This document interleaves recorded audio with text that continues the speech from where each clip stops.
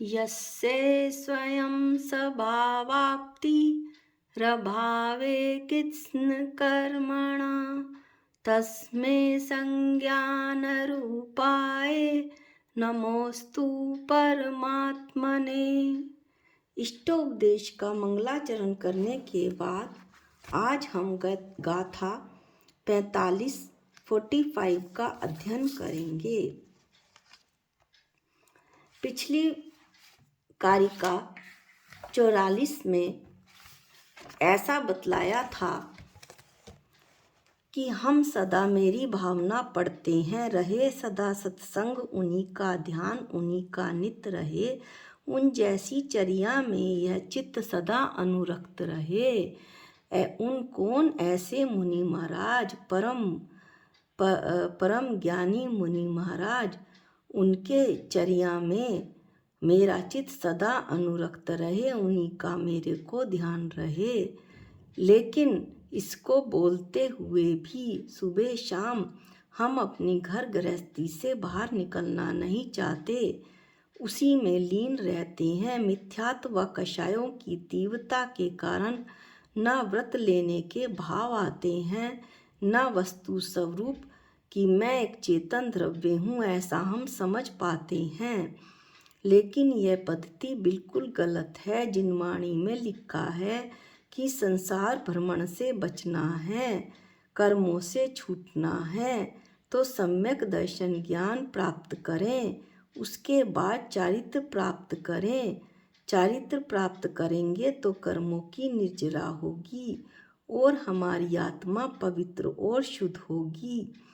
यदि इस भव में भी ना हम कुछ कर सके तो ये संस्कार हमारे अगले जन्मों में हमारे साथ जाएंगे और निश्चय ही हमें कल्याण का मार्ग मिलेगा ही मिलेगा।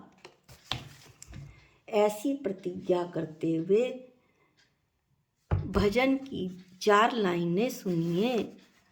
अब विषयों में नाही रमेंगे, चिदानंद पान करेंगे। चहूँ गतियों में नाही रमेंगे, निजानंद धाम रहेंगे। मैं नहीं तन का, तन नहीं मेरा, चेतन भाव में मेरा बसेरा। अब भेद विज्ञान करेंगे, चिदानंद पान करेंगे। विषयों का रस विष का प्याला, चेतन का आनंद निराला।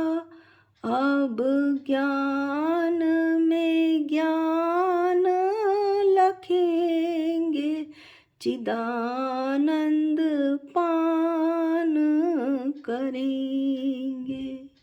ये जितनी भी कारिकाएं हैं, ये आचार्य पूज्यपाद स्वामी ने आत्मा के कल्याण के लिए लिखी हैं कि किस तरह इस मनुष्य भव में मेरा कल्याण हो। अब इस कारिका में कहते हैं, कारिका 45 में, कि अध्यात्म का अर्थ क्या है, भेद विज्ञान का अर्थ क्या है। इसको जो अपनाता है वह सुख को प्राप्त करता है। अतः महात्माओं ने इसी के लिए उद्यम किया है, पुरुषार्थ किया है। हम भी उनके बताए रास्ते को अपनाएं, पुरुषार्थ करें। इसी विषय को इस आगे की कारिका में स्पष्ट किया जा रहा है। कारिका 45 सुनिए।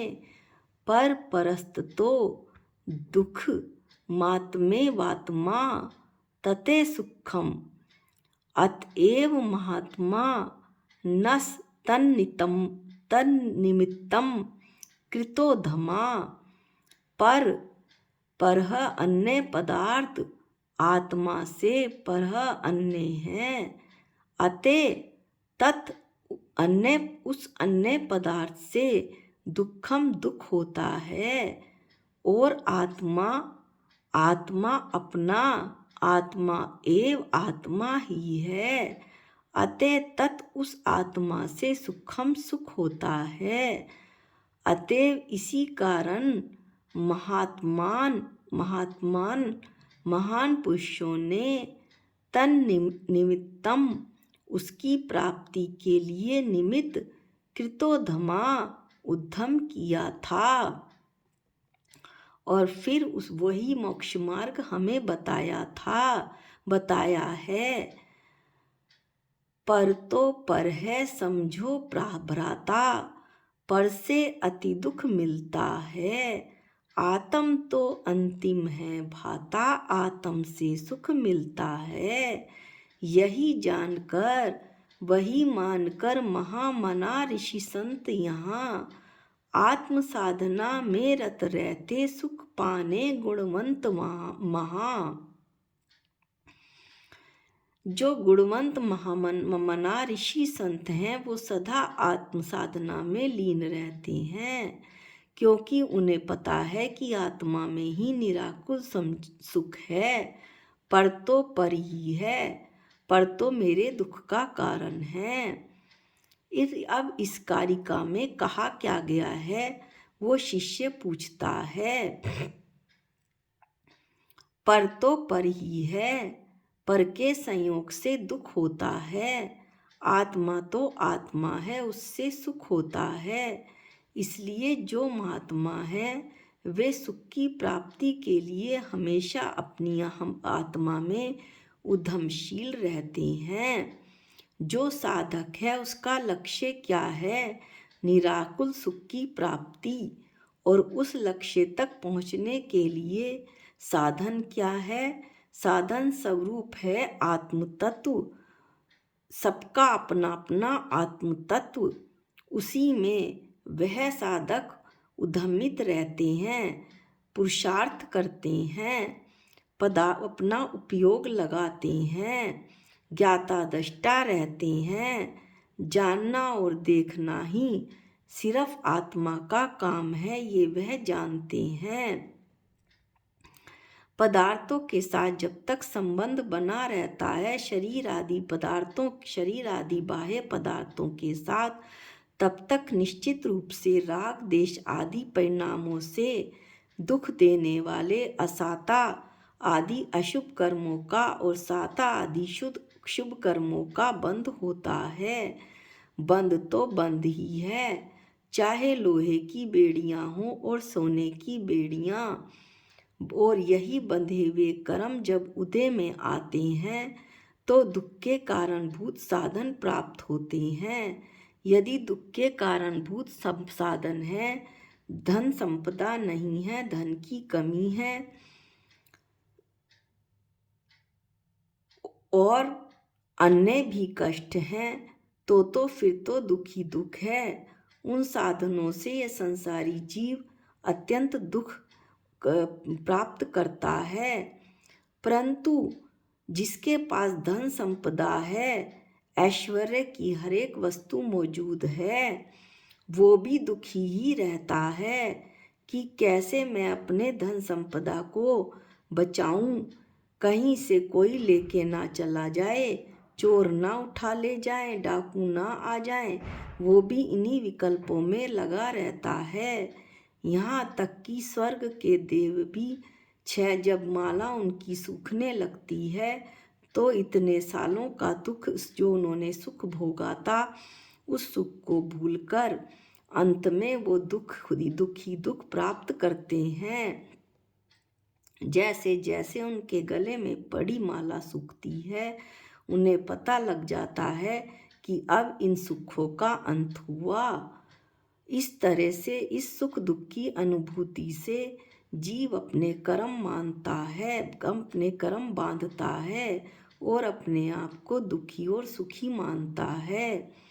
गुरुवर आचार्य विद्यासागर जी कहते हैं, मैं ना किसी का कोई ना हमारा,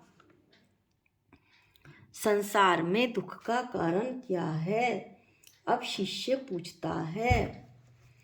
तो 6 डाला की एकत्व भावना में कहा है, शुभ अशुभ कर्म फल जेते, भोगे जिए एक ही तेते, सुत दारा होए न सीरी, सब स्वार्थ के हैं भीरी।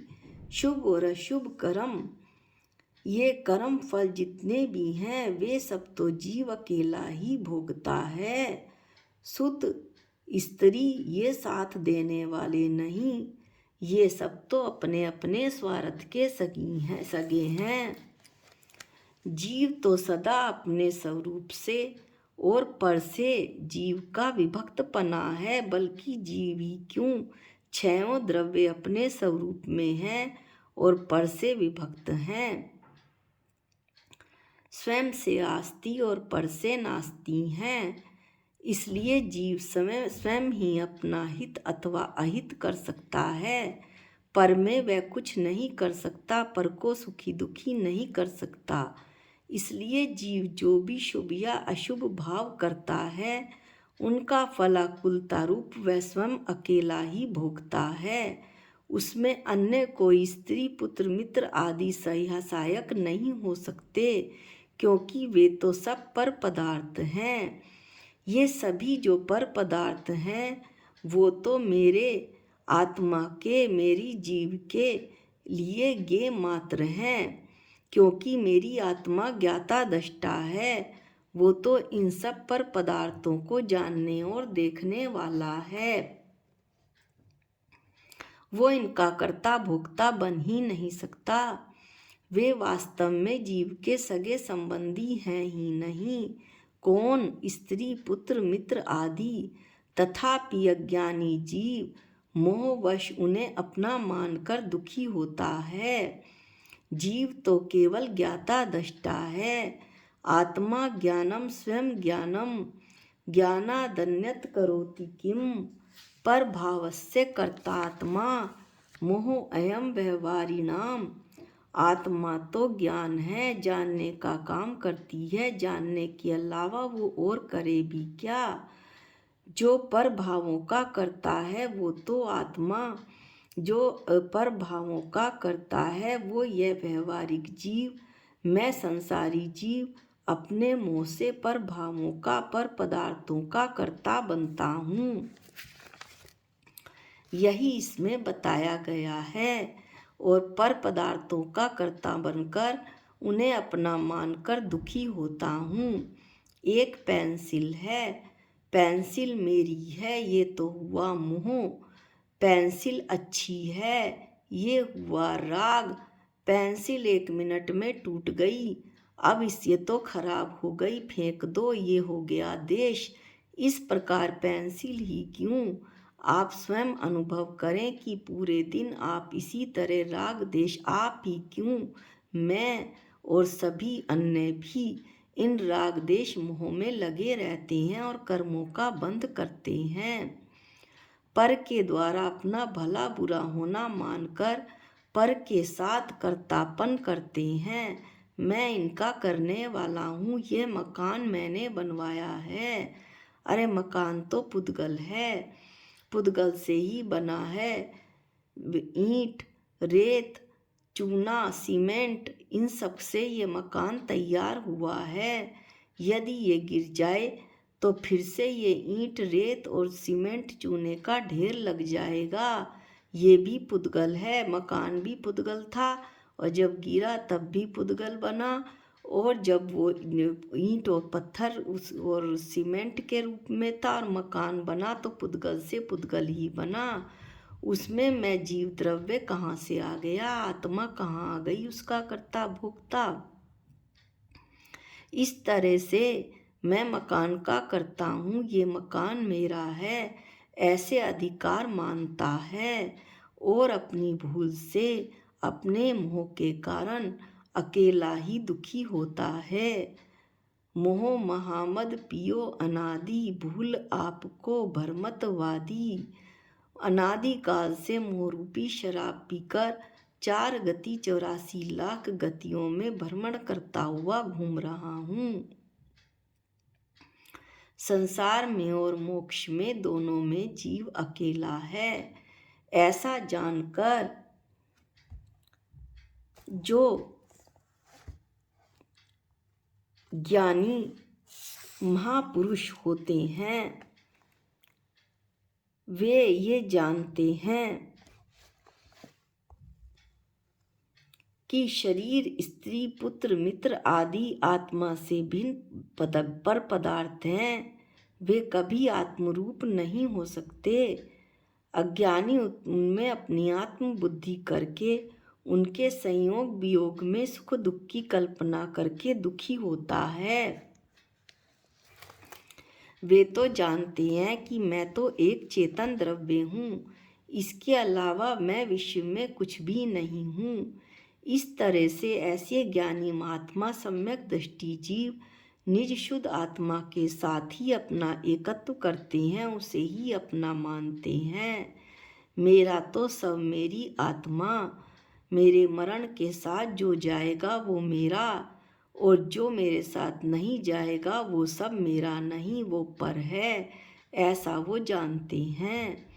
और अपनी निश्चय परिणति यानी अपना परिणमन, उस अपना जो अपना एकत्व है आत्मा के साथ, अपना आत्मा में आत्मा का आत्मा के साथ एकत्व करते हैं, और फिर अपनी उपयोग आत्मा के में लगाकर अपने आत्म स्वभाव को प्राप्त करते हैं।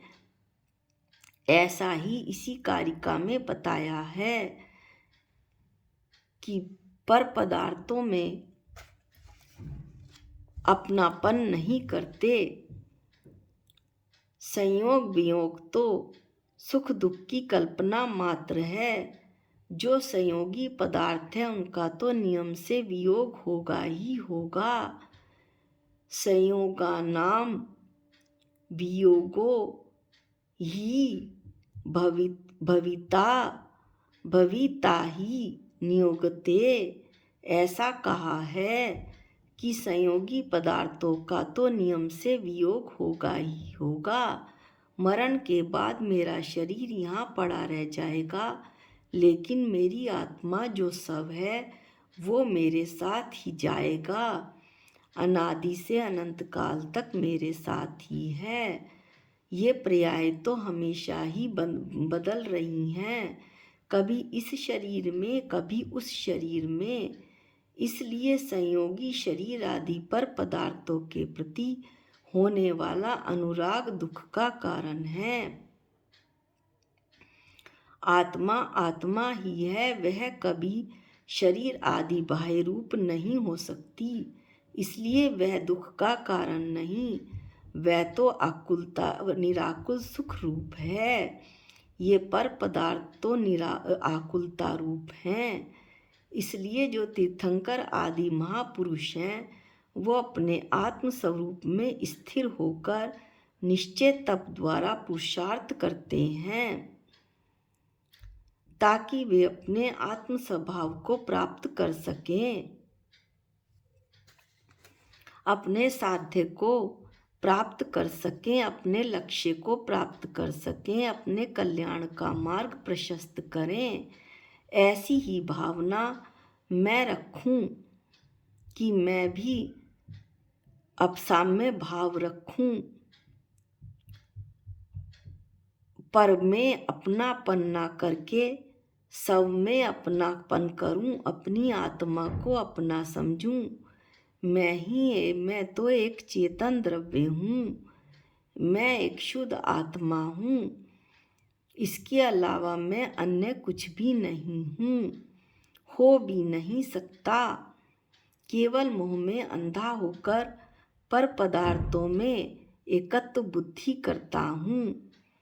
मेरा तो जो एकत्व है वो मेरी आत्मा में ही है। इस भावना के साथ आज के वीडियो का हम समापन करते हैं, कारिका 45 का।